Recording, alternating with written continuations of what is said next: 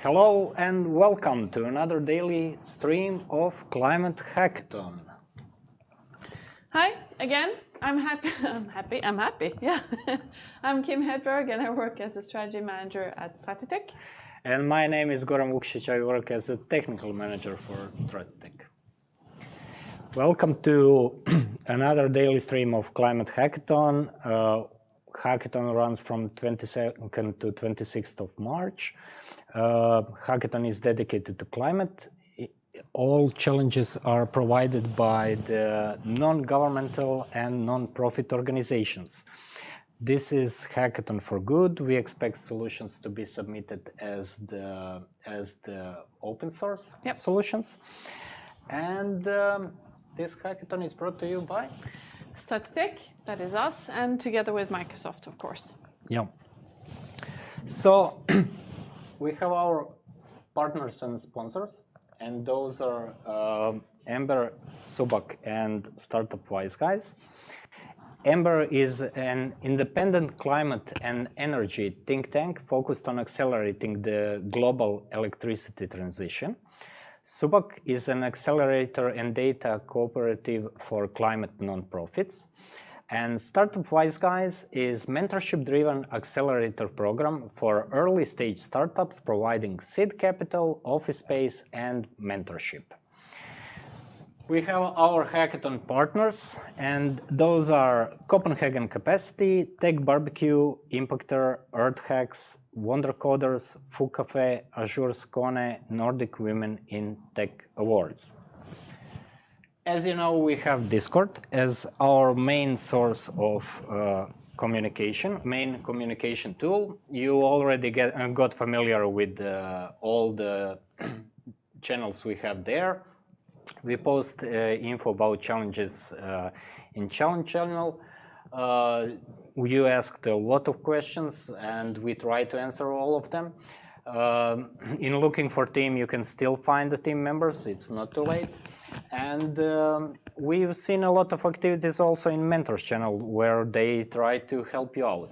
In Selfie, please do share your photos. We would like to see who is on the other side of the screens and who is hacking on this hackathon. And voice channels, we've seen some activity in meeting rooms where you meet. You, of course, use other communication tools as Microsoft Teams and such, but we've seen that you also use Discord, which is nice, and in general channel we pop it up from time to time to have a coffee with who's available and online, and we had the chat with some participants, which was great.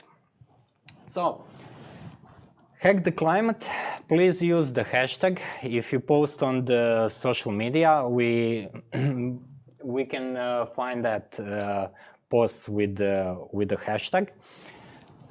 And we have one post today, interesting one. The Florian Georg post, hello from Lilith, planning to take over this planet from you humans. Right, it's a nice cat, but yeah. I'm a dog person. I like cats. You're a cat person, yeah. Okay. Oh, it's nice. Fine. Really, really nice cat, but not sure it would run this planet better than we do. Maybe, who knows? We will probably never know. Okay, so our main platform for all information is hacktheclimate.devpost.com. So platform is DevPost. This is URL to the platform. All team members should be registered there. We've seen you're registering your team members, which is good. Until Friday 5 p.m. you need to submit projects there. You can already create project, start writing description, reach out to mentors, ask them for help regarding this description, like how to write it in the best way. What you should say in a video. We expect those videos not to be longer than 3 minutes. Keep that in mind. And you should pitch this idea. This is what judges will have a look at. And on DevPost you can find information about judges and judging criteria. So start doing that, start preparing it. Friday will come soon. Keep that in mind. For this stream, we will talk a bit about hackathons. Actually, Sherry talked me into giving my presentation about hackathons. Can you do it quickly in 10 minutes? Yeah, I can give it a try. So this is a session presentation that I was holding several times on different hackathons as opening on the junction in Helsinki for some other hackathons. And explains a bit what hackathon is, how hackathon looks like, and what is happening over on the hackathon. So as you probably know, hackathon is a competitive event. You are all part of it, right? Trying to be the best, trying to win the prizes. And in this short time period, like a sprint, you are trying to come up with some software solution in this case, but maybe there will be some hardware included. And hacking as such, it's not about someone is hacking your bank account, it's about creative problem solving. So that's what is expected from you, to creatively solve the problems, challenges that are presented to you. So, how hackathon timeline looks like. Starts with team formation, then we go into some idea development, and you usually do some work during the hackathon. In the end, you present, you win the prize, and you go home, right? Well, it's not always like that, and there can be some bumps on the way. This one didn't switch. Just a second, please. Yeah. So it starts with the team. Team is most important, I would say, and especially diversity of skills in the team. Like those are people you are spending this short sprint with, and trying to achieve like the best result as possible. Sometimes it's good to come with already people you know, but for example, when I moved, I'm originally from Croatia. When I moved to Copenhagen 6 years ago, on first hackathon over there, I did some hackathons earlier, but first hackathon over there, I really didn't know anyone in the town, and I decided to go like alone. Found team of completely random people. We gathered around the idea, yeah, we could do this and that, and I managed to win that hackathon, which was an amazing experience. So don't be afraid to reach out to other people out there to work with them, even though you haven't worked. And what is beautiful about this online hackathon is that you can work with people from everywhere, from other continents, in other time zones and such. Today on chat we heard that someone is working until 6 p.m. and then he is handing over to the next team member to continue work over the night, which is really interesting to organize work that way. And there were quite some good people reaching out for team members as well today. I was really impressed by the competence they had. Yeah, so I would definitely grab them as soon as possible. A lot of environmental knowledge there.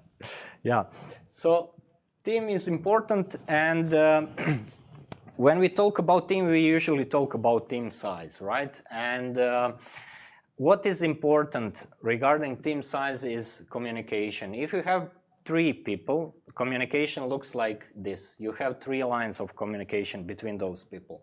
Then if you have 4, it's already 6 lines. This is how it looks with 5. And this is how it looks up to 14 people, right? When it's 14, it's really net that you need to communicate between yourself.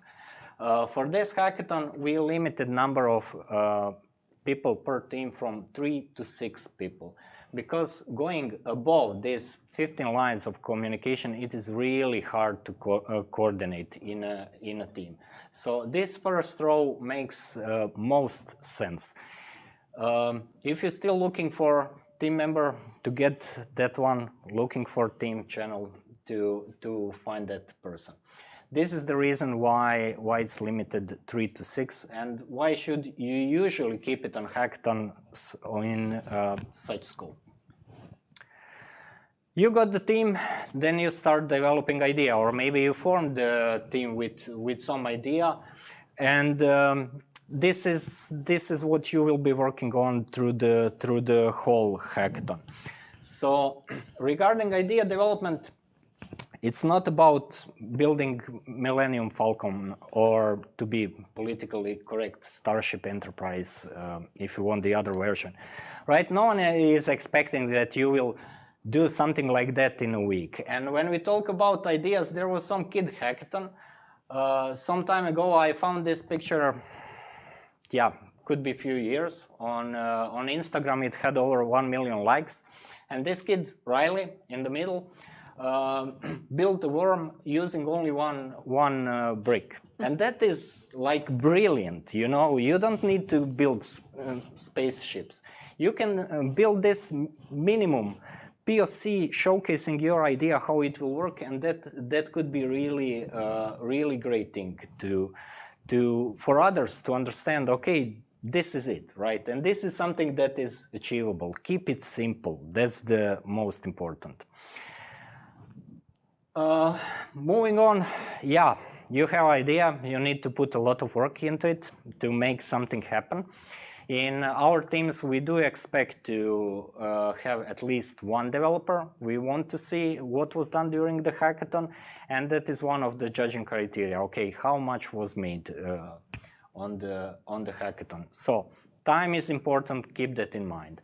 Deadline on Friday. It's a hard deadline. We close submissions at 5 p.m. You need to submit before 5 p.m. Don't wait for 55 to start submission. Start preparing earlier to show it. It's better to have nice video explaining the things and almost finished solution than you miss the deadline and the whole effort that you put into this week is like gone. So submissions will be closed Friday at 5 p.m. Keep that in mind. At the end of the hackathon, online or in person, a long time ago, you need to do some final presentation where, of course, you need to shine. So present to the judges in a video. The way you do it in online hackathon is recording this video. Present, show who the people are behind this, what you did, what you had in mind, and like how this can be applied elsewhere, and to help on some larger scale the other companies, organizations, so also, and to really make some impact regarding the climate change. So whatever you do, do it with confidence of a 4-year-old wearing a Batman shirt. That's how you should present in that video, and when judges take a look at it, they will say, wow, this is great, like this is a solution the world needs, right? Have that in mind. Okay, one funny story for the end of this shortened presentation. I hope you will have a chance to see the whole session one day. In Tokyo, local gangs have started using drones to transport drugs across the city. This is the internet story. I haven't checked the sources, but that's how it is. It's a funny story. So in response, the police are using net-carrying drones to try to capture these packages mid-air. So, as a counterattack, the gangs are counterattacking with their own net drones to try and drop police drones.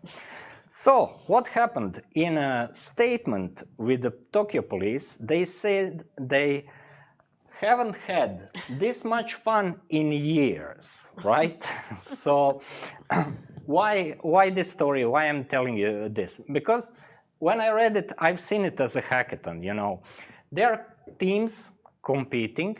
They have a challenge to solve, right? They want to deliver some bad stuff across the city in this story, but it's a challenge for them. And they are using the innovative technology to solve this problem, right? And most important, they have fun. And that's what hackathon is about. It's about having fun, meeting other people and connecting with them, trying to achieve something in this short period of time, and at the end, of course, celebrating results. We will have some interesting prizes also for the best projects that judges select. Okay, so we got to the part where we are bringing on the guests on the stage, and I hope that guests are ready.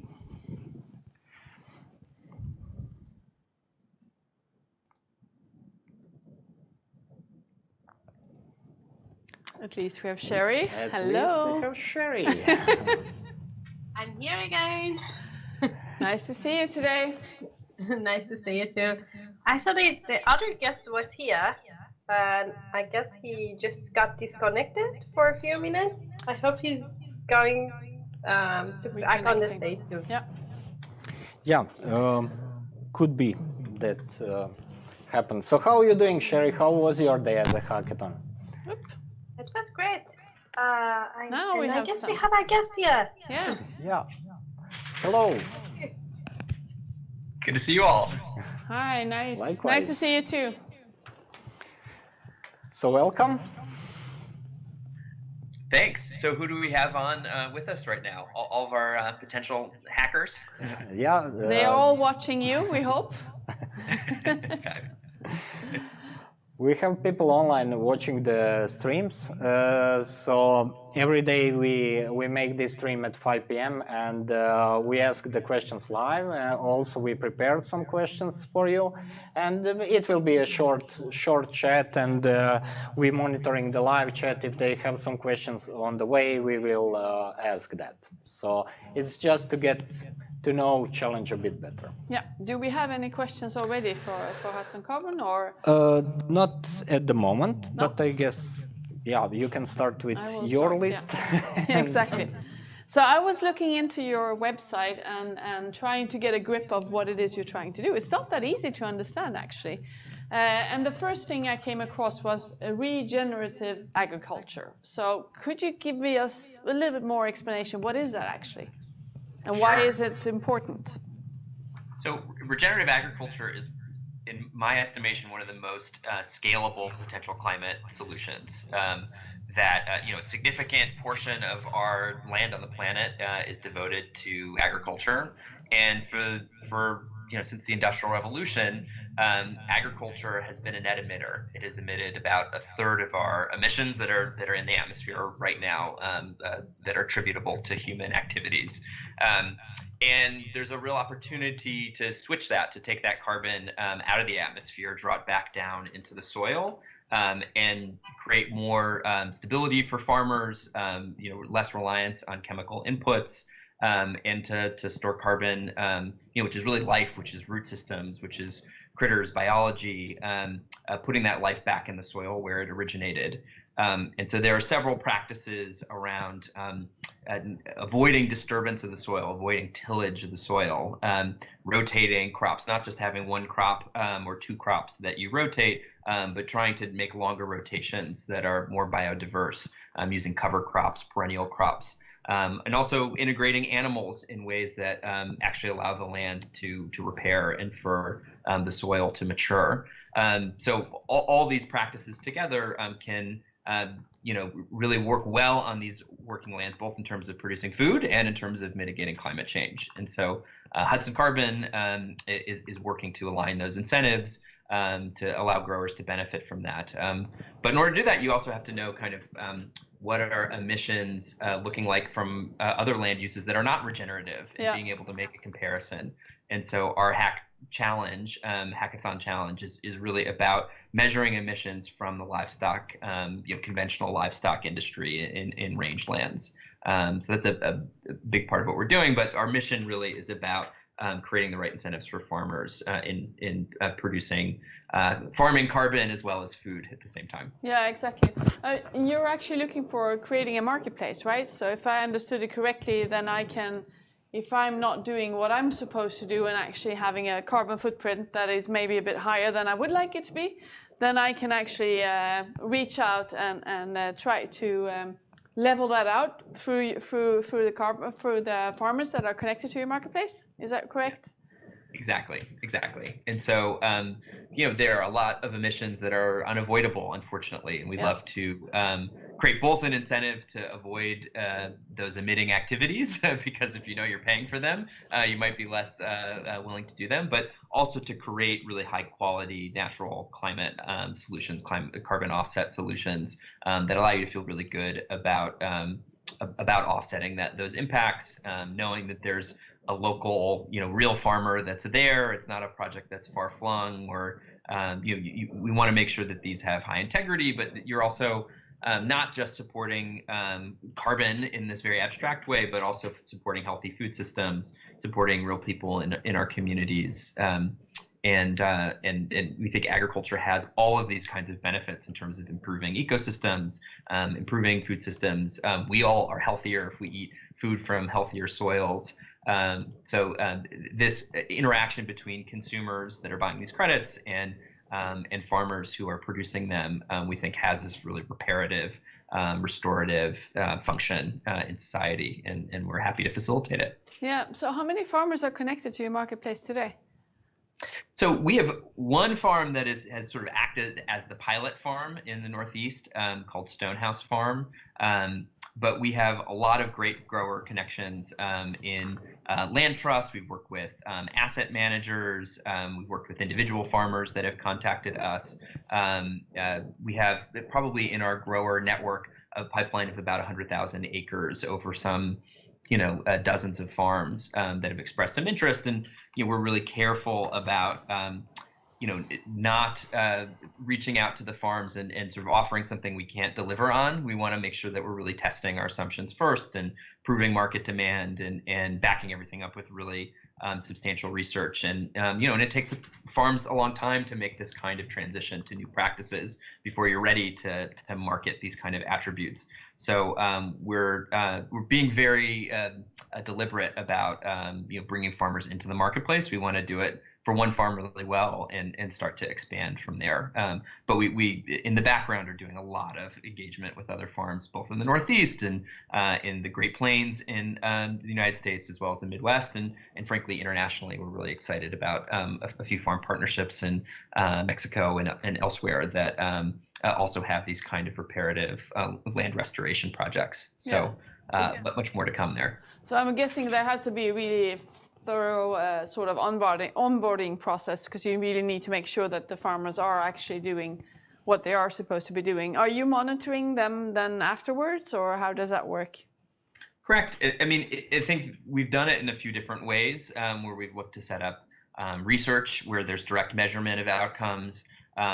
We've looked at management practices and sort of taken what's in a data system that comes off of a tractor, and also looked at satellite images to be able to assess, is the data actually lining up with what we're seeing on the ground? Yeah. In general, we'd really like to be able to create better AI integrations and satellite integrations that allow a less intrusive process. I mean, it's a lot to ask farmers to go through their management data or have someone take soil cores, and so we want to make it a more passive process.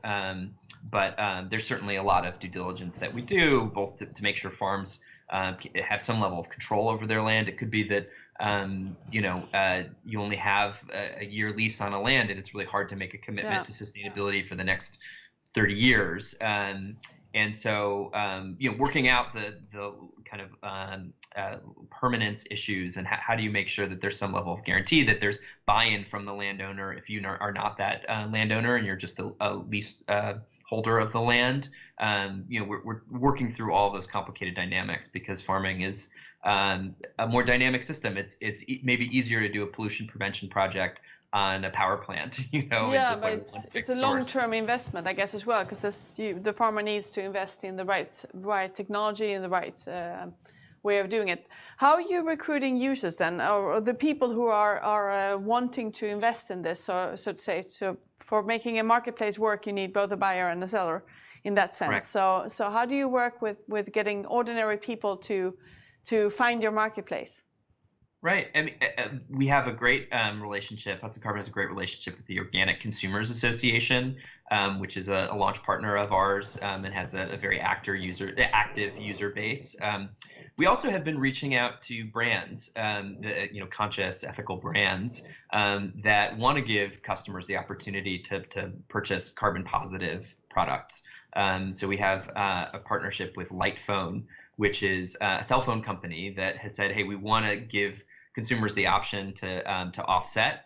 We'll pay for half. The consumer can pay for the other half. If we're both in, we can really do this. And because a lot of consumer products do not have, a carbon impact of, hundreds of tons, they might be fractions of a ton. Yeah. You could be dealing with a high carbon price. So when you look at the price the farmer gets per ton, it could be $100 per ton, but it might cost you $3 to offset your phone. Yeah. So it's not. We're trying to look for situations where it's not prohibitively costly to participate in the market to support this, but while still creating these kind of motivating value streams for farmers so that they can really get the resources they need to adopt these new practices and sustain them. It's interesting because, a lot of companies are looking for circular economy kind of business models, and here they can partner up with you to maybe find a way of adding sort of that circular economy to their business model in that sense. Precisely. And, we'd love to get to a point where, the fundamental food consumers and food companies that are buying the commodities off of a farm are also valuing those environmental dimensions and attributes of the farm. So we're looking to create those kinds of connections where possible. But at this stage, people are very price sensitive when it comes to food, and less so around some consumer products, And so we found ways to get farmers what they need in terms of carbon pricing by partnering with these other kinds of brands. But we see in the future this real potential where whether you're sourcing fiber for textiles and you want to do that locally from regenerative farms, and you think you have consumers that are willing to pay a little bit more for those climate benefits, that we would create this kind of unity of the fundamental product and the offset and the environmental attributes that come from it. Perfect. Sounds like a great vision. Do we have any questions from the hackers? Not at the moment. So online is 55 people, 54, but I guess they maybe work on other challenges or everything's clear. But exactly. If there will be questions, we will reach out via the mail. Like if participants have some questions, and we made a quick overview that we have participants from 44 countries and 370 registered in total, which is a nice number. So they work in different time zones, and we try to support that. So if questions come along, we'll let you know. We look forward. Happy to hear from everyone. We look forward to end of week to figure out which challenges they worked on and how many per each challenge that we don't know basically until they submit. But thanks for this chat for clarification, and thank you for taking the time and for joining. Of course, thanks for having me. Look forward to seeing the submissions. Thanks. Thank Bye-bye. Bye. Thank you. And we have Micha on the call. Hello. Hi. Hi, everyone. Hi, nice to see you. So you are somewhere in Africa right now, right?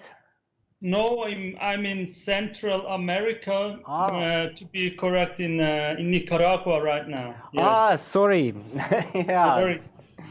I figured out that you are somewhere, but wasn't sure.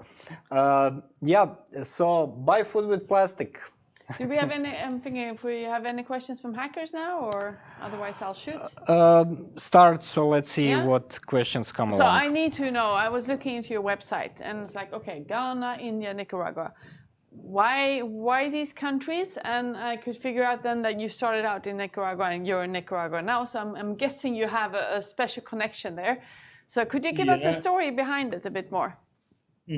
So Khalil Radi, the founder of Buy Food with Plastic, was maybe 3 years ago, was on a trip here and saw the problem of people who have not enough food, and at the same time he saw the problem of plastic pollution everywhere. And then he came to the idea to organize an event where people can collect plastic bottles or plastic waste and can exchange it to food. And so he organized an event, and this was a big success. And then he started with his own NGO, Buy Food with Plastic, which is based in Switzerland, in Zurich. And started to organize events with local peoples. And this was basically the story of the start of Buy Food with Plastic.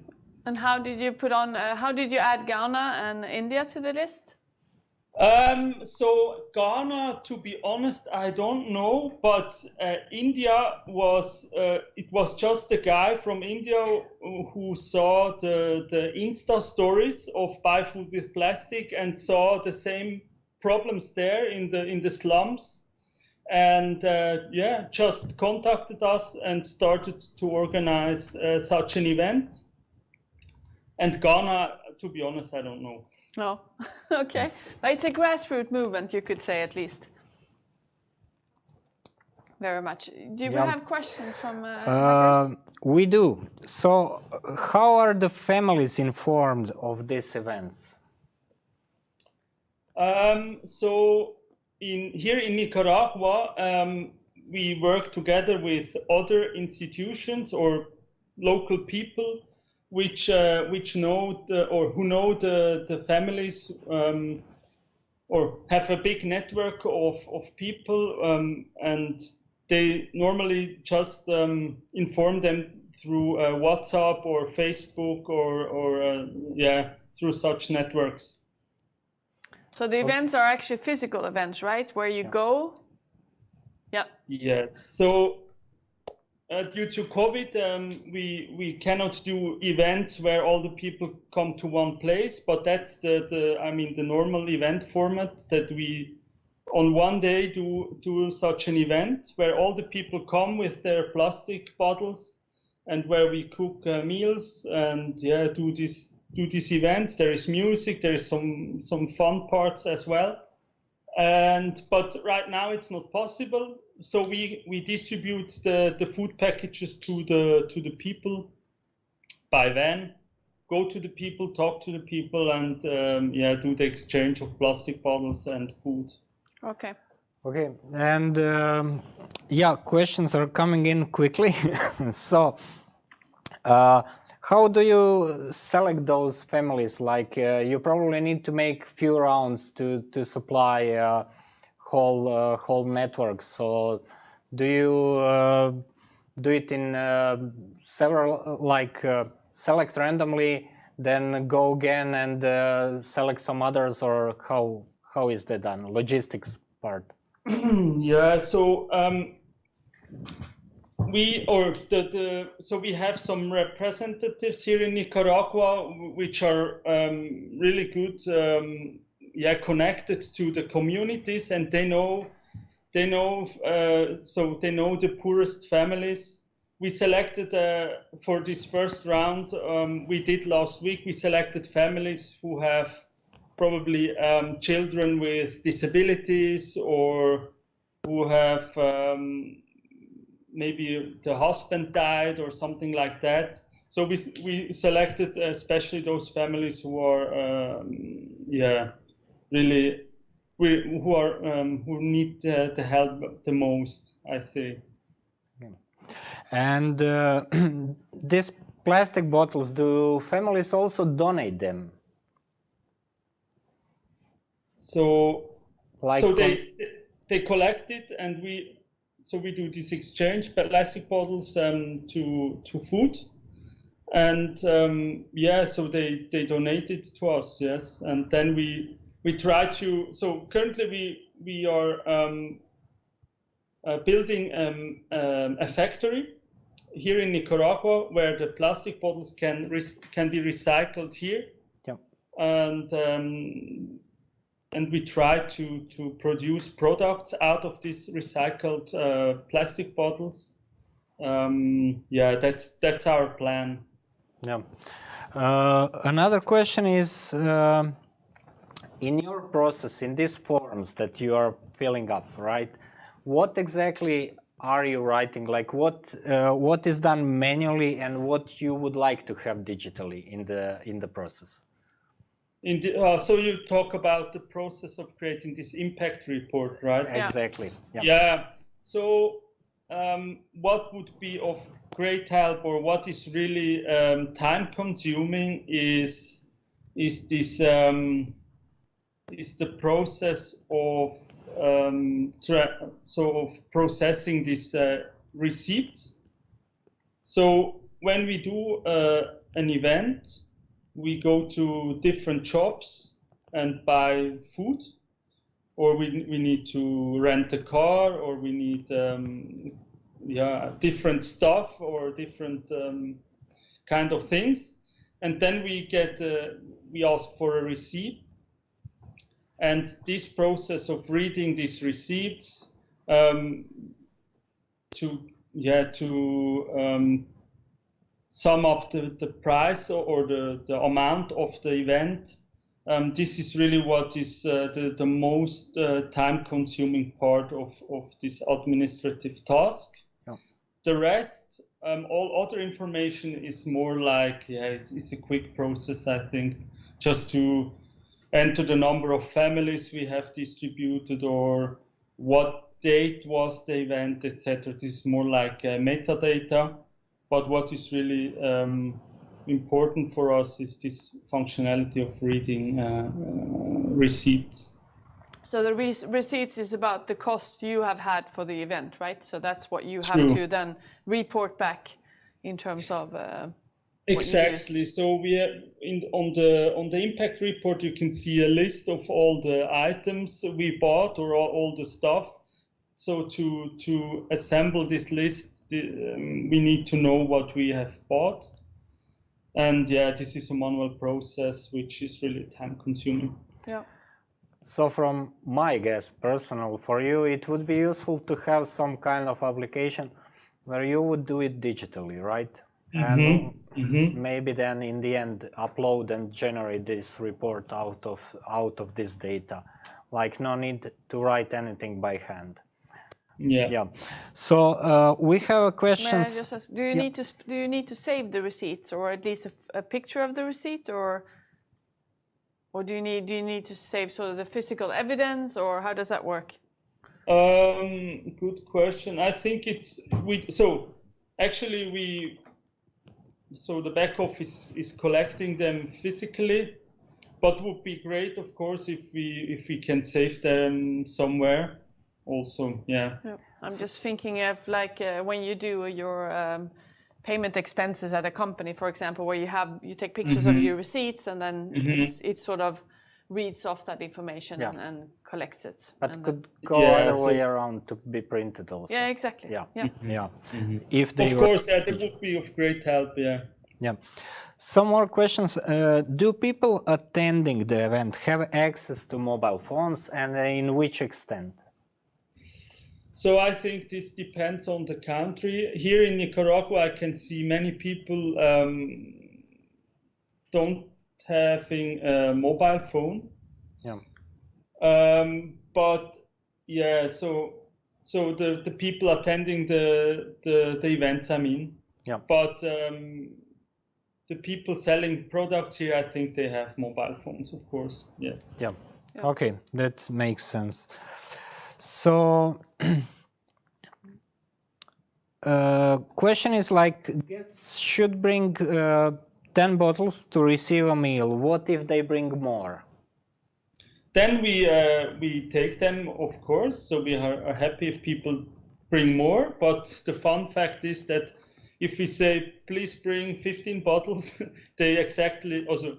This is what I experienced here in Nicaragua. They bring exactly 15 bottles, even if there there are more bottles laying around in their gardens. Yeah. But yeah, some people bring more, of course, and then we take them. Yeah. Can you get more food if you bring more bottles? No. So I mean, we calculate exactly how much food we need. Not that there is some food waste or something like that. So we cannot give more. No. Yeah. Then it would be trading plastic for something else, maybe if it's toilet articles or other stuff that you could need, maybe rice or whatever that you can save for a longer period. And per event, do you buy same amount of food that you distribute to participants, or this is different per events, like based on funding or something? Yeah, it is based on funding, but right now, so as I said, the format has changed. We do food deliveries instead of events, and yeah, therefore. We cannot deliver as much. So I mean, we had to reduce the number of families we deliver because it's a huge logistic. How do you say? It's difficult. It's time consuming to deliver these packages to the families, which are sometimes really remote, out of town somewhere. So we had to reduce the number of packages we deliver to 50, but for this time at least. But when we can organize events again, then we can hopefully deliver more packages to more families. Yeah. So it always depends. Yeah. Do we have any more questions?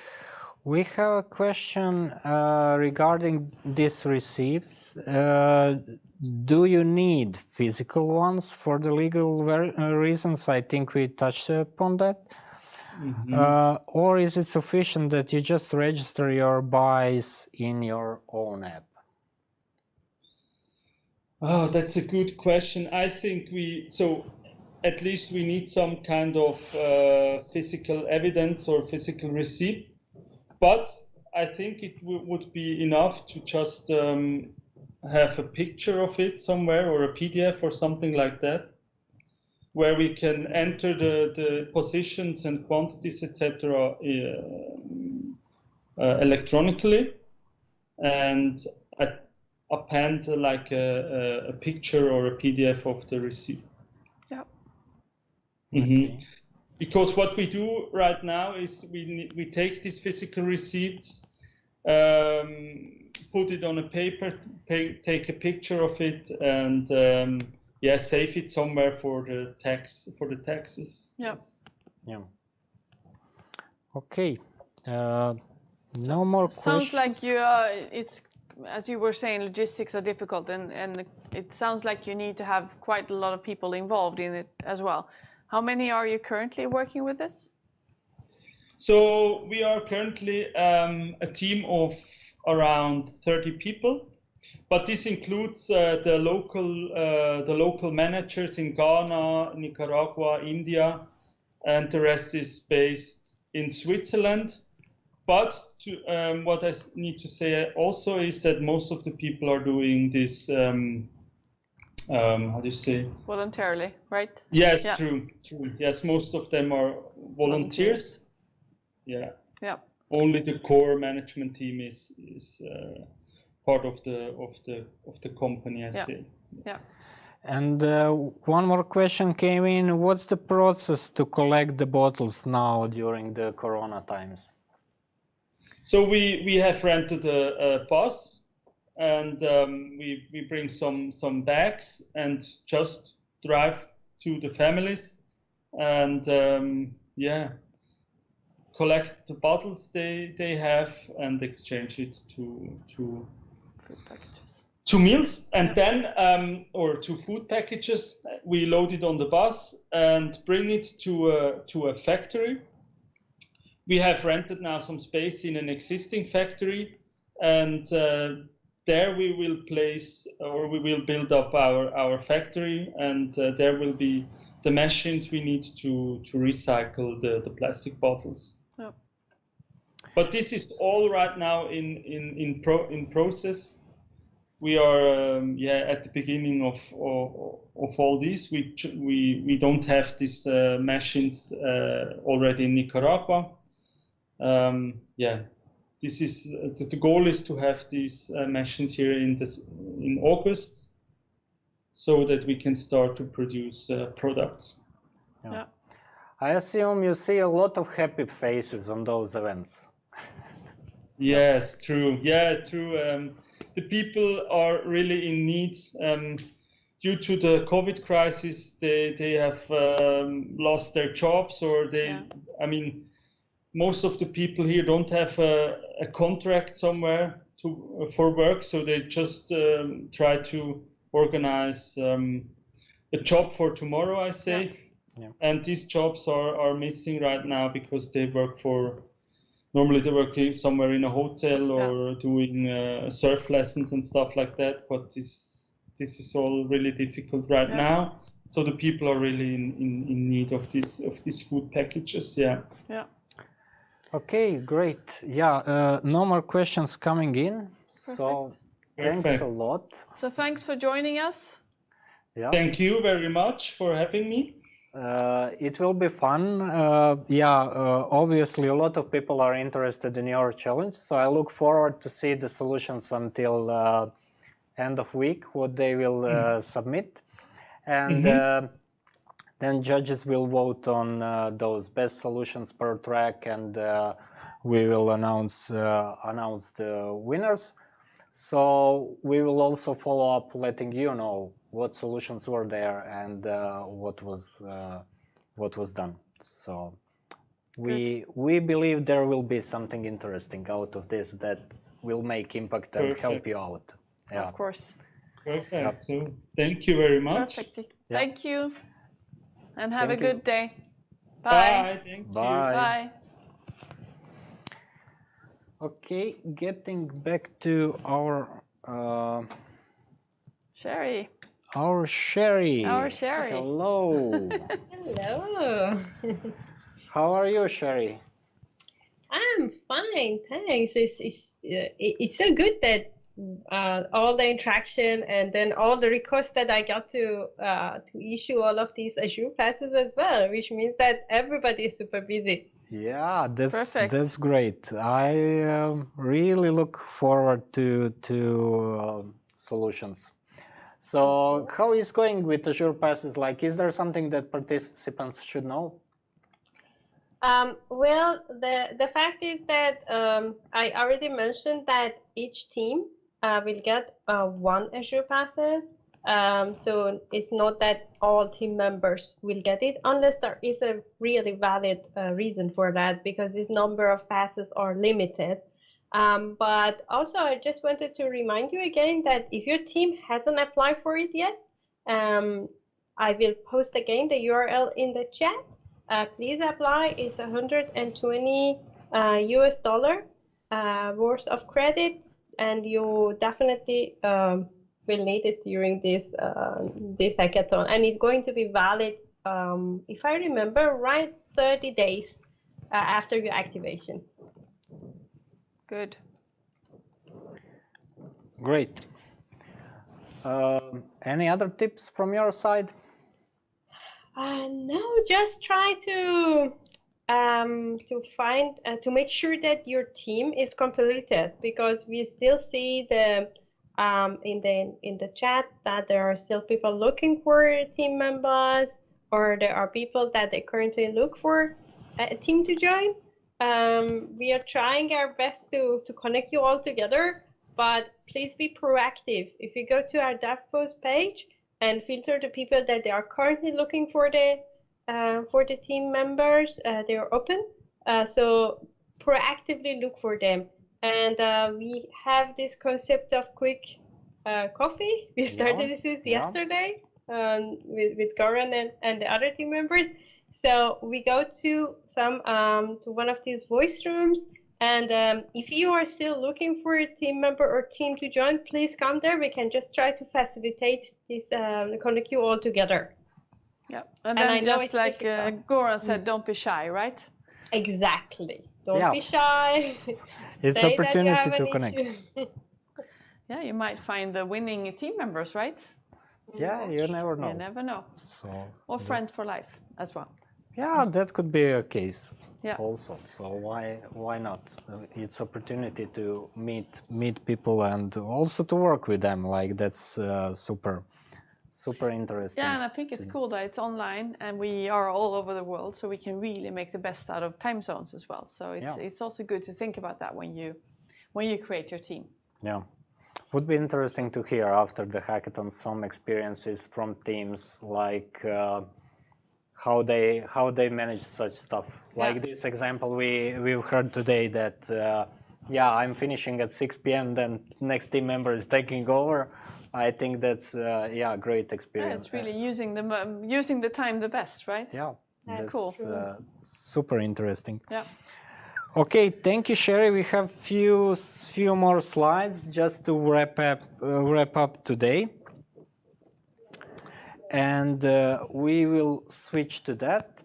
So back to our slides. We've heard about Hudson Carbon, more details, and about buy food with plastic. It was great session. Lot of questions. Reminder: post on social media, use the hashtag, let us know how your teams look like, how do you work, what you work on, post, and we will feature you in daily streams at the beginning. Some reminders regarding submission criteria, and there were questions in a chat. Submission criteria is that you go to DevPost, create a project over there, and write the description. When you create the project, there is already a template. What is this about? How you built it? What challenges you run into? Feel free to formulate it like that, or use your own format, but make sure you describe it. Record 3-minute video, not longer than 3 minutes. That is a requirement. 3-minute video, up to 3-minute video is more correct. I was saying it's a challenge just to make a 3-minute video. Up to 3-minute video explaining the solution. Okay, what your idea is about, what you actually built, how this will benefit that NGO or non-profit, or how it will benefit the whole world. This is what the judges will take a look at, and then they will read your description and they will say, yes, this really makes sense, makes impact in the world, this project should win. And you should also submit a link to your open source project. So hopefully this hackathon for good should be solution should be open source, and hopefully it can not only help this NGO but some other organizations also. So keep in mind those 3 things. This is what you need to submit until Friday 5 p.m. Central European time. Important to note this time also. Yeah.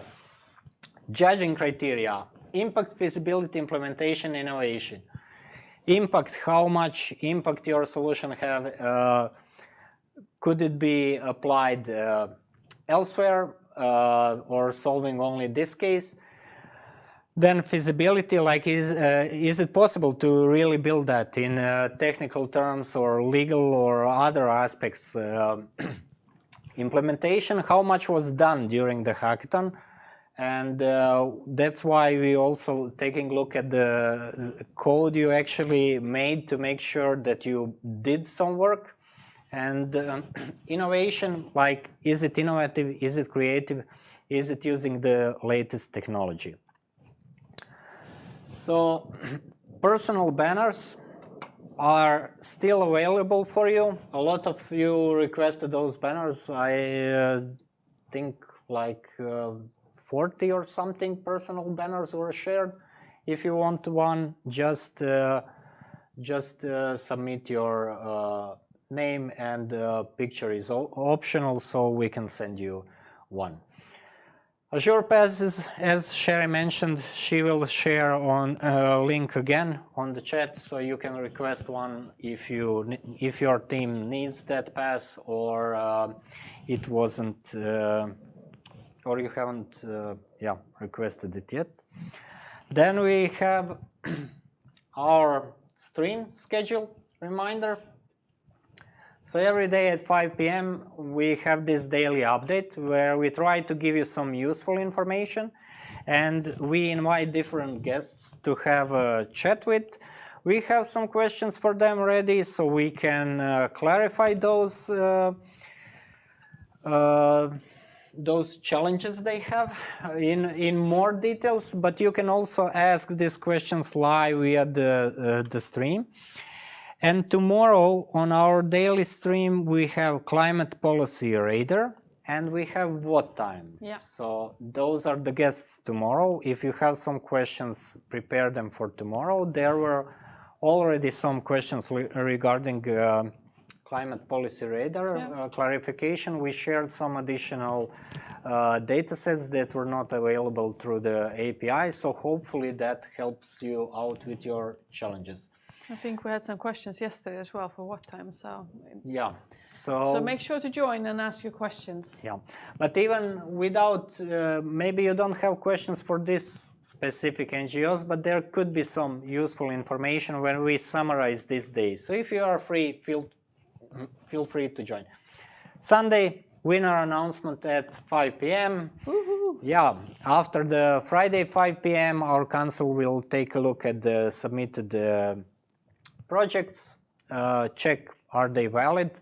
So text description, up to 3-minute video, and link to open source repository with code. And judges will vote on those projects, and Sunday 5 p.m. we will announce. And there are some interesting prizes we have for the winning teams. You can see all info on the dev post. Yeah. And that will be it for today. Do you have anything to add? I'm starting to think about what do we need to wear on Sunday when we do the winner announcement. Are you going to have a tuxedo? Funny hats. Celebrating? Funny hats, maybe. Yeah. Have to come up with something at least. Yeah. Yeah.